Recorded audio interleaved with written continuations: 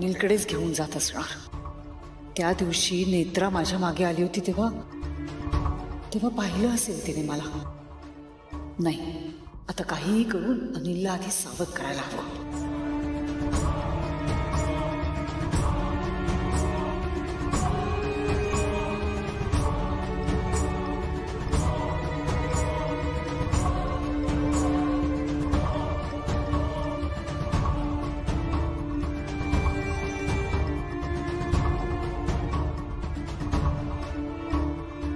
नंबरशी संपर्क करू इच्छिता तो सध्या स्विच ऑफ आहे।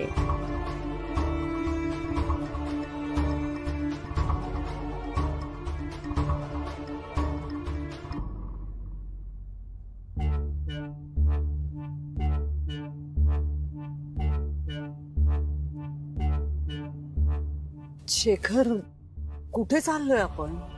थोडा धीर धर, पोचू आपण लवकर।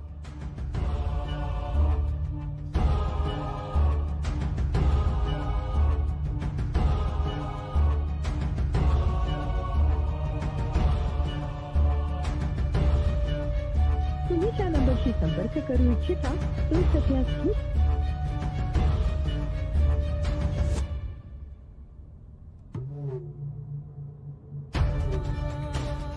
अनिलचा फोन बंद येतोय, काय करू आता?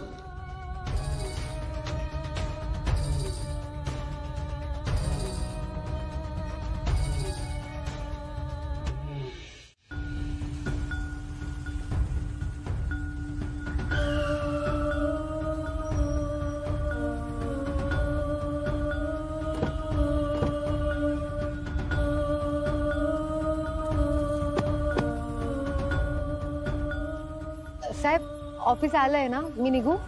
हॉटयार्ड एवढी घाई काय तुला? नाही, तसं काही नाहीये। मग? नाही म्हणजे तुमचं ऑफिस आलंय म्हणून विचारलं, मी येऊ का? हो, पण 2 मिनिटं बोलायला तरी थांबू शकतेस ना तू? ओके आहेस ना तू? हो, येऊ मी? बरं, ठीक आहे। तुम्ही पण एकट्याने कुठे जाऊ नका। लक्षात आहे माझ्या, तुझा। पण थांब, तू एकटी कशी जाणार घरी? एक काम करतो, आता मी तुला घरी सोडायला येतो आणि मग परत तू मला ऑफिसला सोडायला। साहेब, येते मी। ए थांब थांब थांब, मी एक काम करतो, मी ड्रायव्हरला सांगतो तुला ड्रॉप करायला। नाही, नको, कशाला, मी जाईन। काय प्रॉब्लेम काय तुझा? नाही म्हणजे प्रॉब्लेम असा काही नाही, पण मला माहिती आहे ना कसं जायचं, मी जाईन, खरंच काहीच गरज नाहीये आणि मला फार उशीर होतोय। बॉडीगार्ड, घरी जायचंय तुला, उशीर काय व्हायचा त्यात? थांब जरा। पण खरंच जाईन मी साहेब, मला माहिती आहे रस्ता। नक्की? हो नक्की, येऊ मी? ओके, सांभाळून जा। हो।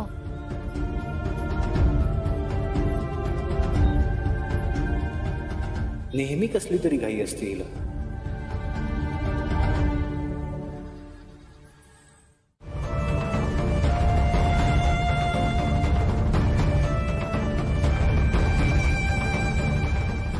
शेखर,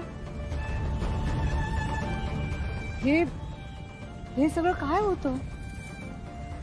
आपण कुठे जातोय विचारलं मी तर मला म्हणालात की सरप्राईज आहे। हे सरप्राईज होतं? काय होतं? कशासाठी आलो होतो आपण इकडे? आणि मला एक सांगा, ती माणसं तुम्हाला ओळखत नाही, तुम्ही ओळखता का त्यांना? नाही। मग का आलो होतो आपण? शेखर, तुम्ही असं वागता ना, ह्याचा खरंच खूप त्रास होतो मला। सगळ्या गोष्टी मनात ठेवता, सांगत नाही मला काही। काय आहे नक्की तुमच्या मनात? बोला, नाही तर मला नाही करा म्हणा। सॉरी। सॉरी कशासाठी? ते बोला ना शेखर, प्लीज। तुला मी सरप्राईज देणार होतो आणि सॉरी, ते चुकून। चल आपण निघूया, चल ये बस।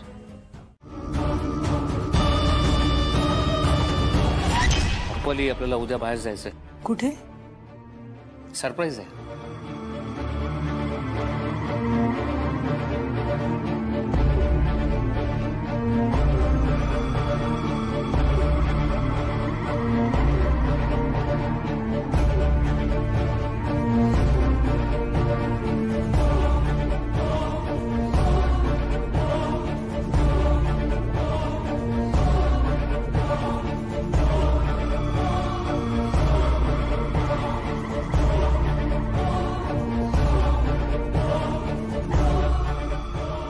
रुपाली बाईसाहेब गेली अनेक वर्ष त्यांच्या पहिल्या नवऱ्याला भेटतायत आणि त्यांना पैसे सुद्धा देतात.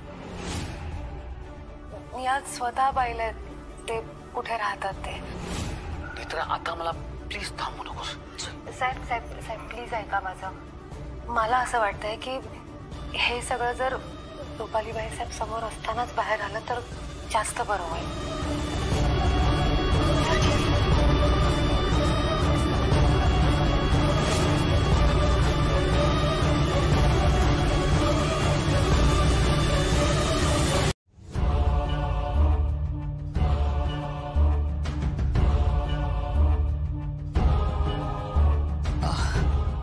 आई, शेखर मला सरप्राईज देण्यासाठी घेऊन गेले होते.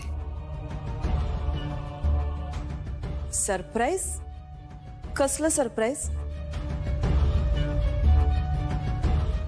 आणि तुम्ही उशिरा येणार होता ना दोघं, तुम्ही लवकर कसे आलात?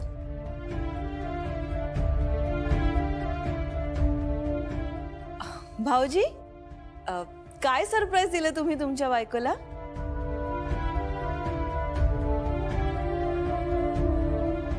रुपाली, तुझा चेहरा का असा झालाय? नाही, काही नाही. काही नाही कसं? सांग मला काय झालंय ते. चेहरा अगदी पार उतरून गेलाय ग. भाऊजी, सगळं ठीक आहे ना?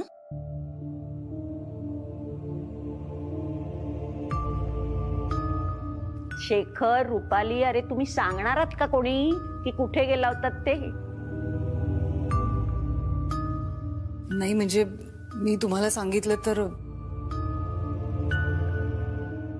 यांना नाही आवडणार, पण आता तुमचा आग्रहच आहे तर मी. नेत्रा आली.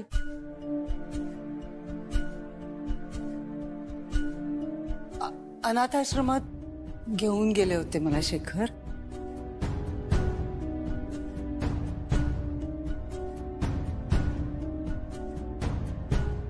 म्हणजे शेखरनी माझ्या हस्ते आश्रमाला डोनेशन दिलं.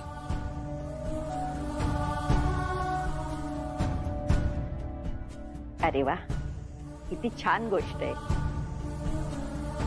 नेत्रा, तुला यायला उशीर का झाला ग? म्हणजे तू आधीला ऑफिसला सोडायला गेली होतीस ना? इतका वेळ कसा लागला?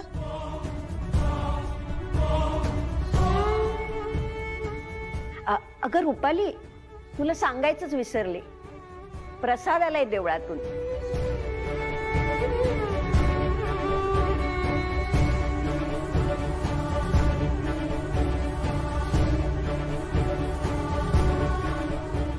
केतकी, आण जरा प्रसाद. हो. आला ना, खरं तर मीच सांगायला विसरले. शेखर, रुपालीकडून एक गोष्ट आपल्याला शिकायला हवी बघ. केतकी, आज प्रकाश पडला असेल ना तुझ्या डोक्यात की तू माझं काहीही वाकडं करू शकत नाहीस. पण बाईसाहेब, मी इथे कोणाचं काही वाकडं करायला आलेच नाहीये किंवा कोणाशी लढायला सुद्धा आले नाहीये. मग कशासाठी हा संघर्ष? कशासाठी जीव काढतेस तू इतका? तुम्हाला नाही कळणार बाईसाहेब, कारण आपल्या दोघींचाही संघर्ष खूप वेगळा आहे. तुम्ही कोणाला तरी मारण्यासाठी संघर्ष करताय आणि मी वाचवण्यासाठी.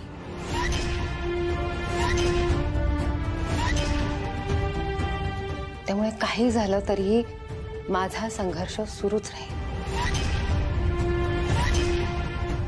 वेळ वाया घालवतेस स्वतःचा. तुला कळत नाहीये का अजून? माझ्या समोर निभाव नाही लागणार आहे तुझा. कशाला हा संघर्ष वगैरे? शांतपणे घरी जा स्वतःच्या. नाही बाईसाहेब,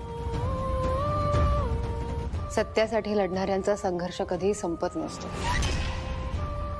आणि लागू दे, थोडा वेळ लागणार असेल तर लागू दे. कारण मला माहिती आहे की शेवटी विजय सत्याचाच होणार आहे. एक गोष्ट पक्की लक्षात ठेवायची, विजय सत्याचा नाही, विजय माझा होणार आहे. असं तुम्हाला वाटतंय बाईसाहेब, पण तुम्ही ज्या मार्गावर जाताय त्या मार्गावर तुम्हाला हवंय ते कधीच घडणार नाहीये. मी ते घडू देणार नाहीये. ममता, अगदी दुसरी ममताच ग तू. तीही अशीच होती. असाच विचार करायची, असंच वागायची. तिचं जे झालं ते तुझं होऊ द्यायचं नसेल तर निघून जा इथून शांतपणे.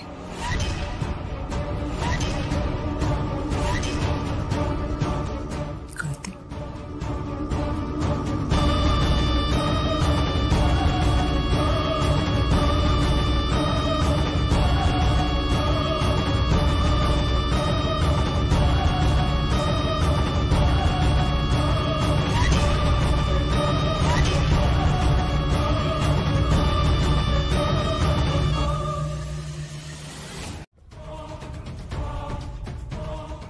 हो, अशी मुलगी पोटी जन्मायला घालायची म्हणजे नशीब आहे, नशीब आहे माते, नशीब आहे. अहो पण तुम्ही कोण आहात? आम्ही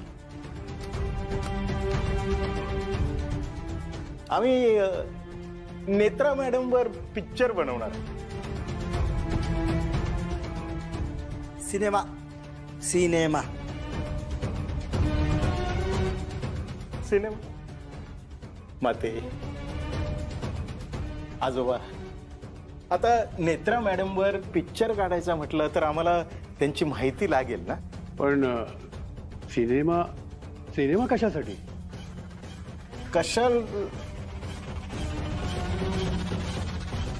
कशाला सांगतो तुम्हाला. काय आहे, आम्ही नेत्रा मॅडमला भेटणारच आहोत, पण त्याआधी म्हटलं आधी तुम्हाला भेटूया नाही का. तुमच्याकडनं माहिती काढूया. तुम्ही सांगा ना आम्हाला माहिती नेत्राची, नेत्रा मॅडमची. असा मस्त सिनेमा काढूया ना, जाम खर्च करूया, फुल सॉलिड असं लो बजेट. सांगा. हे बघा, ही सगळी थेरं नकोयत आम्हाला. एक तर आम्ही तुम्हाला ओळखत नाही, वर तुम्ही इथे येऊन नेत्राविषयी माहिती विचारताय. ये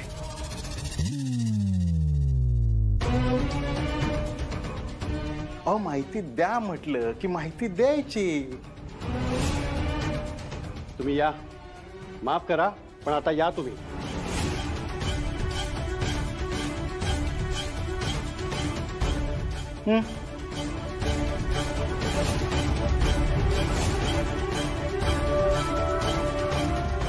दुसरा खिसा. ओके बस.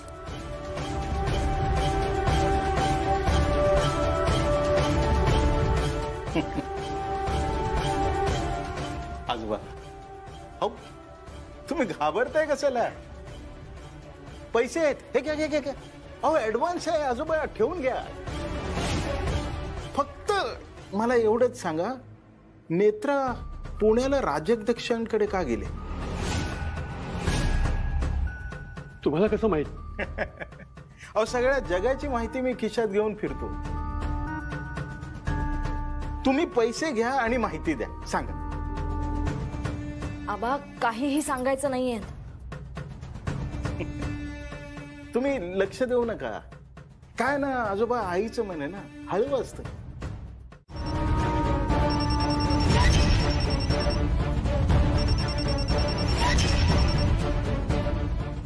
हा बा.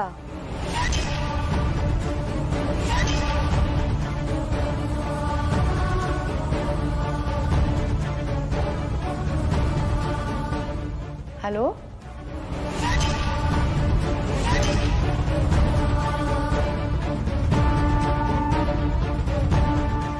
हॅलो आबा, आवाज नाही येते तुमचा. हॅलो.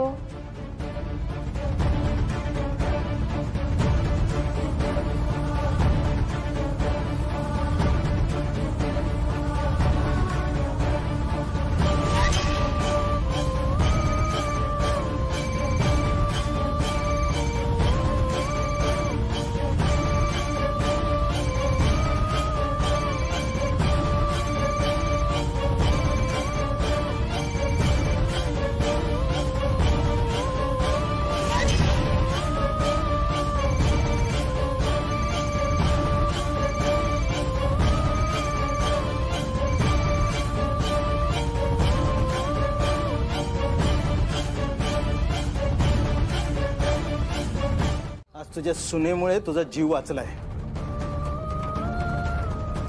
ए बोल, नाही तो तुझ्या म्हाताऱ्याच्या नरड्यात चिरतोय ते. नाही बोलणार ती, माझा जीव गेला तरी नाही बोलणार. ए तुला तुझ्या जीवाची पर्वा नाही रे,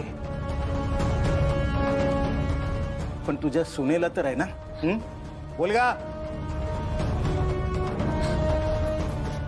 मी सांगते, तुम्ही त्यांना काही करू नका. मी सांगते. एक मिनिट,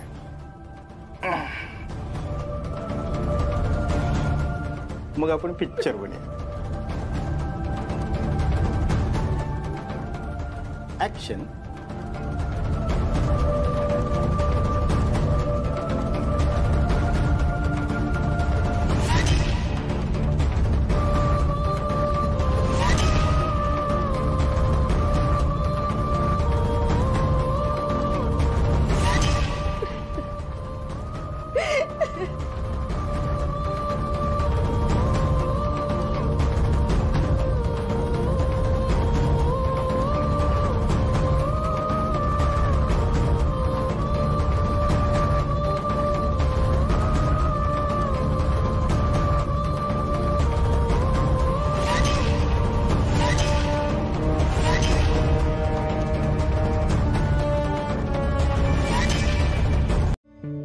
नेत्रा, कधी बंद करणार आहेस तू हे ओव्हरथिंक करणं?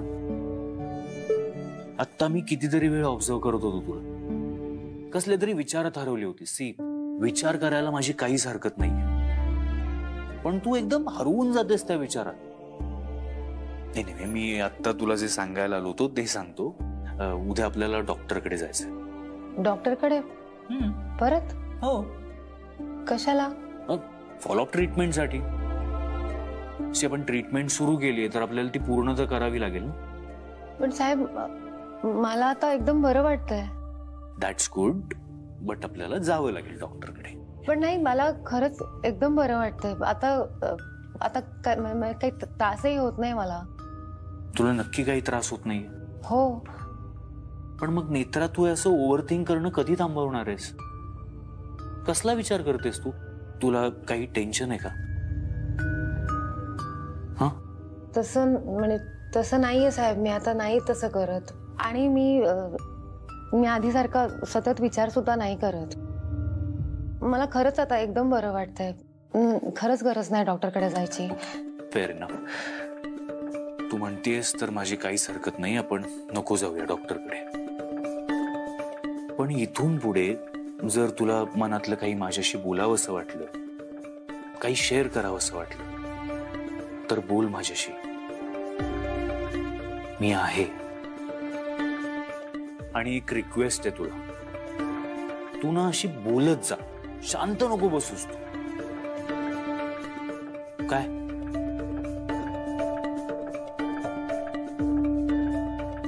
चल, बाय. Take care.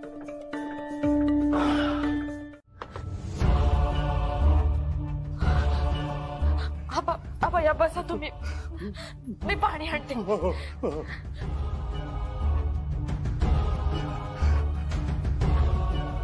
ठीक आहे, आपण दवाखान्यात जाऊया.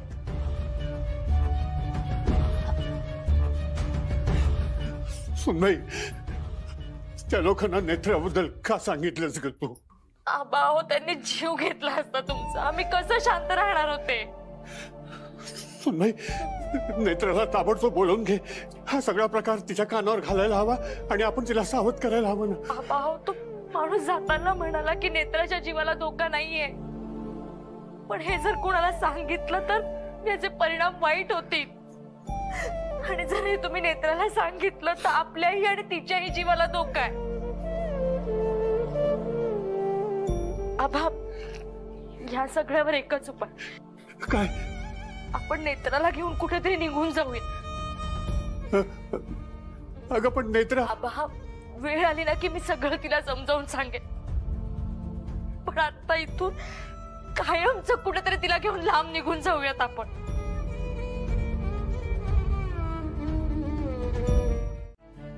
म्हणजे 20 वर्षांपूर्वी जेव्हा मी लग्न होऊन या घरात आले ना, तेव्हा तू जेमतेम 5-6 वर्षांचा असशील. तेव्हा सुद्धा असाच गुपचूप येऊन काजू वगैरे घेऊन जायचं. काजू पण खायचो आणि आईचा मार सुद्धा. आई आहे कुठे? मगासपासून दिसली नाही घरात. तुझी आई मला सांगून बाहेर जात असेल असं वाटतं का तुला? खरं तर ती कोणालाच सांगून जात नाही. ऍक्च्युली बाबा सुद्धा नाही येत घरात. दोघे एकत्र फिरायला गेले असतील. काय मस्त एन्जॉय करतात ना दोघे. काकू, मी काही मदत करू? हो, कुकर लावायचंय. तांदूळ निवडशील प्लीज? बर साहेब, तुम्हाला काय देऊ खायला? थँक्यू. आलोच मी.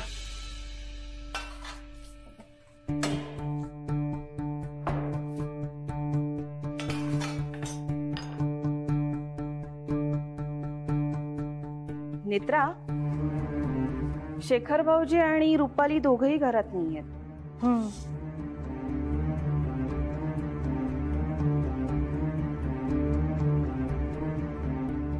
म्हणजे ते दोघही बाहेर आहेत पण एकत्र नाही. म्हणजे रुपाली वहिनीचं काहीतरी चालू आहे असं मला वाटतं. रुपाली वहिनीचं जे काही चालू आहे ते तुला माहीतच असेल ना? नाही काकू.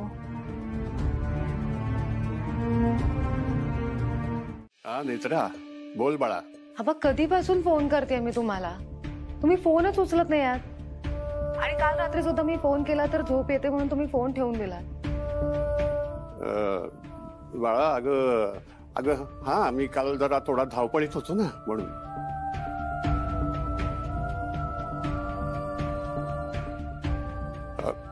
माझं जाऊ दे ग. मला सांग, तू कशी आहेस? राजाध्यक्ष साहेब कसे आहेत? इथे सगळे बरे आहेत. आधी तुम्ही सांगा, तुम्ही कसे आहात? देवी आईच्या आशीर्वादाने मी अगदी ठणठणीत आहे बाळा.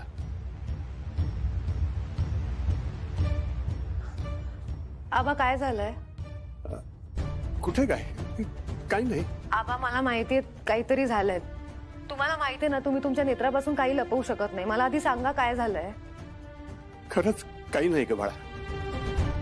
आबा, काय लपवताय तुम्ही? मला सांगा, घरी काही झालंय का? हा, हेमाने परत काही गोंधळ घातला? मी बोलू तिच्याशी, ती आली का परत बेळगावहून? नाही बाळा, ती बेळगावलाच आहे. मग काय झालंय? आबा, काय लपवताय तुम्ही?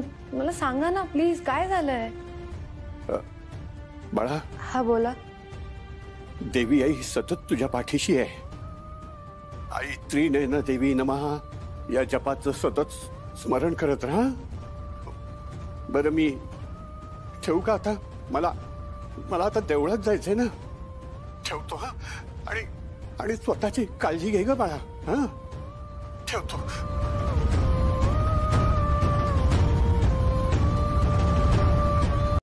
मग तुला पार्टीच्या थीम प्रमाणे कपडे घालावे लागतील. त्यासाठी आता आपल्याला शॉपिंग करावं लागेल.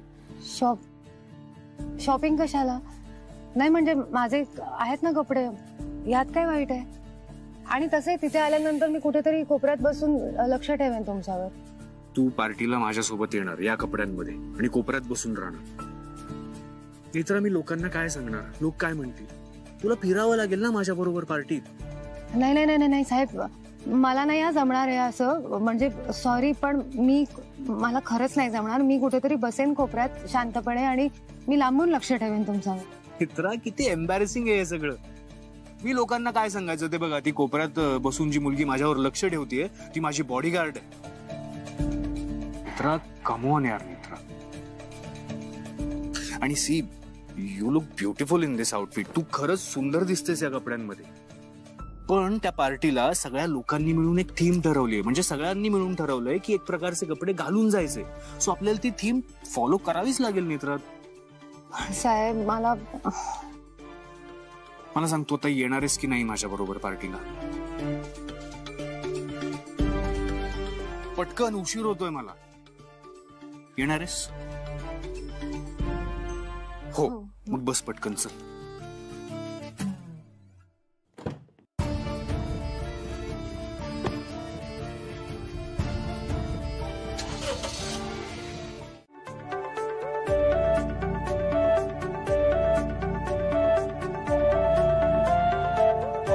आईस्क्रीम. साहेब ऐका ना. कोय का तुला? ठीक आहे, मी खातो दोन्ही. नाही, तसं नाही. काय मग मी पण नको खाऊ? तसं नाही म्हणत आहे मी. दुसरं आणू का आईस्क्रीम? साहेब, मी आईस्क्रीम बद्दल नाही म्हणत आहे काही. मी कपड्यांबद्दल बोलते. माझ्याने नाही होणार आहे साहेब, मला नाही जमणार. मित्रा, इट्स पार्टी वेअर. पार्टीमध्ये हे असेच कपडे घालायचे असतात. पण मी असे कपडे कधी वापरले नाही आहेत. मला माहिती आहे ते नाही चांगलं दिसणार आहे माझ्यावर. मित्रा, जरी कपडे बदलले ना तरी आतला माणूस तोच असतो ना. आणि तू छानच आहेस. सो तू छानच दिसशील या कपड्यांमध्ये सुद्धा. साहेब, मी काय म्हणते, या कपड्यांमध्ये काय वाईट आहे? हेच घातले पाहिजेत असं आहे का काही? मित्रा, काय आहे, मी तुझा मित्र आहे म्हणून हे सगळं ऐकून घेतोय. तू मला काय म्हणतेस? साहेब. सो मी जर खरंच साहेबासारखं तुझ्याशी वागायचं ठरवलं ना तर मी तुझं काहीच ऐकून घेणार नाही. सो बेटर वे, आता मी जे सांगतोय ते शांतपणे ऐक. उद्या हे कपडे घालायचेस आणि पार्टीला माझ्यासोबत यायचं. And that's fine. हे आईस्क्रीम इथे ठेवतोय. त्या बॅग्स दे, मागे ठेवून येतो.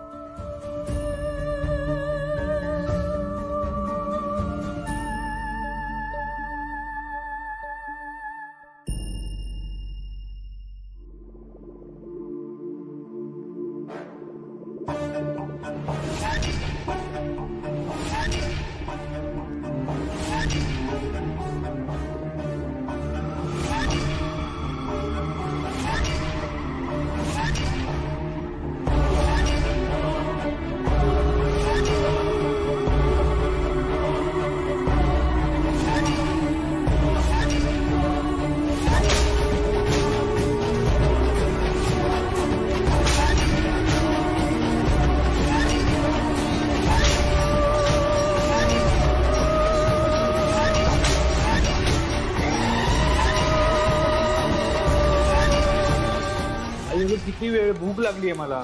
2 मिनिट झालं. लवकर आ. I can't weight.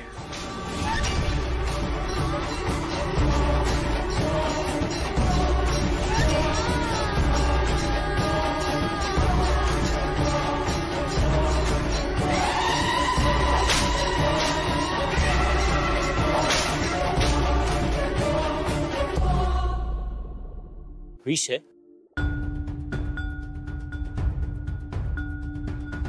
आईस्क्रीम आहे ना नेत्रा. बघत का बसलीस अशी? 5, 6, 7. दागिने मोजल्याने सोन्याचा भाव वाढणार नाहीये. आणि इकडे टाइम नाही माझ्याकडे. लंपास करायचे नाहीयेत. ताईने सांगितलं तेवढंच करायचंय. ए, तुझ्यासारखं चिंदीचोर वाटतो मी. एवढंच जर काय तर गेली 20 वर्ष ताईच्या जीवावर का जगलास रे? स्वतः कधीतरी करून दाखवायचं होतंस. आधी नाही केलं, पण आत्ता करू शकतो. इथे तुझा खून भंकस वाटतंय तुला? तू माझ्या वाकड्यात गेलास ना, इथे उभा चिरेन मी तुला. कोणाचं खून करणं म्हणजे दुसऱ्याच्या जीवावर जगण्यात का सोपं नाही. जाम उडतोयस तू. काय करशील रे? काय करशील? दाखवू तुला काय करेन. अनिल, कॉलर सोड. कॉलर सोड, नाही तर ताईला सांगेन तुझं पॉकेट मनी बंद करायला. कॉलर सोड. ह्या खुनाच्या धमक्या वगैरे ना मला द्यायच्या नाहीत, कळलं ना? आणि ताईने सांगितलं तेवढंच करायचं, स्वतःचं डोकं वापरायचं नाही. राजाध्यक्षांच्या घरचे दागिने ते, आधीच त्याच्यावर पोलीस केस चालू आहे, माती खायची नाही. तू तोंड बंद करा, नाहीतर काय करशील ते? काय करशील? खुनाची धमकी देशील? खून करणारे खुनाची धमकी देत नाहीत, डायरेक्ट खून करतात, जसं मी आणि ताईने केला. काय?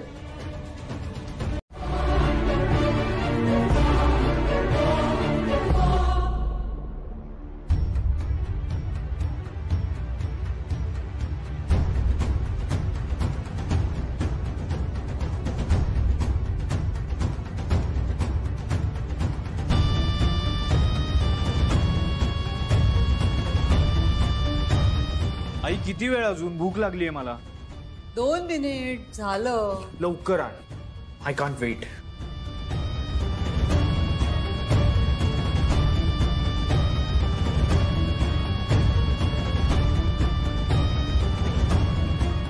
साहेब ते बासुंदी तुम्ही तू एकदा खाऊन बघ आईच्या हातची बासुंदी, इतकी कमाल करते ना ती. हो ना आजी? अगदी बरोबर आहे.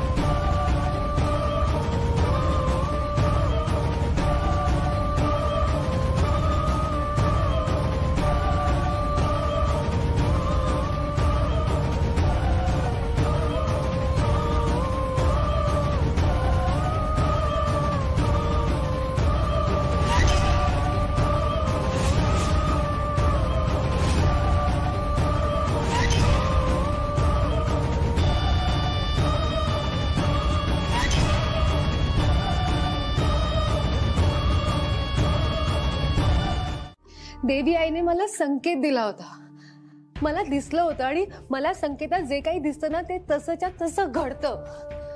कधीच काहीच चुकलं नाहीये. काहीच चुकलं नाहीये? तुला कळते तू काय बोलतेस ते?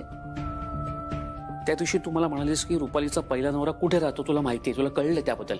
म्हणून मी तुझ्यावरती विश्वास ठेवून रुपालीवरती अविश्वास दाखवून तिला तिकडे घेऊन गेलो. काय झालं? चुकलं. आता काय कळलं? चुकलं, सगळं चुकलंय नेत्रा. तू रुपालीवरती आळ घेतलास की तिने बासुंदीमध्ये विष मिसळलं, पण खरं तर तसं काहीच नव्हतं. तुझ्या या अशा वागण्यामुळे घरातले सगळे डिस्टर्ब झालेत. तू मला सांग ना, मी तुझी बाजू प्रत्येकाला कशी पटवून देऊ? आई हट्ट धरून बसली, तुला घराबाहेर काढ म्हणून. तुला कसं समजावू मी? मला कळते की तुला अद्वैतची काळजी वाटते, समजतंय मला, पण याचा अर्थ असा नाही होत ना की तू उठसूट रुपालीवरती संशय घेशील. साहेब हा संशय नाही आहे.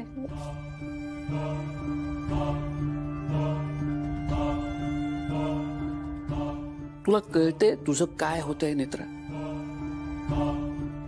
काय तू अद्वैतचं रक्षा कवच आहेस म्हणून तुला सतत असं वाटतं की अद्वैतवरती हल्ला होणार आहे, त्याचं काहीतरी वाईट होणार आहे.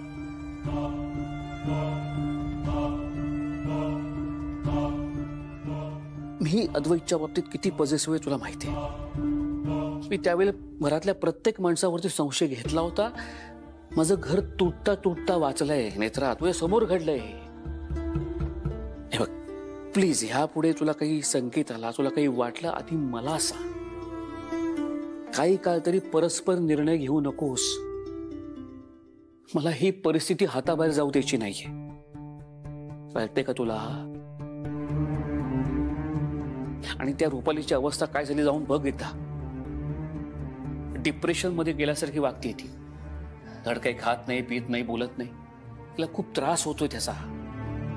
मला नाही कळत साहेब हे कसं होतंय, हे का, हे असं कसं झालं मला खरंच नाही कळत आहे. कारण देवी आई मला जेव्हा केव्हा संकेत दाखवते तेव्हा सगळं तसंच्या तसं घडतंच. आणि मला दिसलं होतं की रुपाली बाई साहेब त्या त्या बासुंदीच्या वाटेत विष टाकत होत्या, मला दिसलं होतं.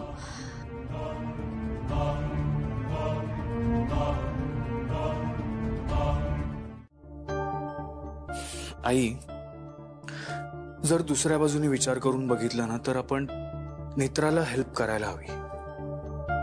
आपण तिला असं वाऱ्यावर नाही सोडून देऊ शकत. तिला आपण या सगळ्यातून बाहेर पडायला हेल्प करूयात. डॉक्टरांनी सांगितलंय तिला आयसोलेटेड ठेवू नका, तिला माणसांमध्ये इन्व्हॉल्व्ह करून घ्या, तिला बिझी ठेवा. आणि सगळ्यात महत्वाचं म्हणजे हा विषय परत तिच्या समोर नको. एनिवे मी उद्या तिला पार्टीला घेऊन जातोच आहे. Let's see, good for her. फक्त एकच सांगेन आधी की तू तुझ्या बाबांसारखं नको वागूस. मला समजून घे आधी. आई, काही झालं तरी मी तुला सोडून जाणार नाहीये. पण तुला स्वतःला सावरायला हवी. आमच्या सगळ्यांसाठी तू इम्पॉर्टंट आहेस. आय विल मेक शुअर की हे असं परत पुन्हा कधीच होणार नाही.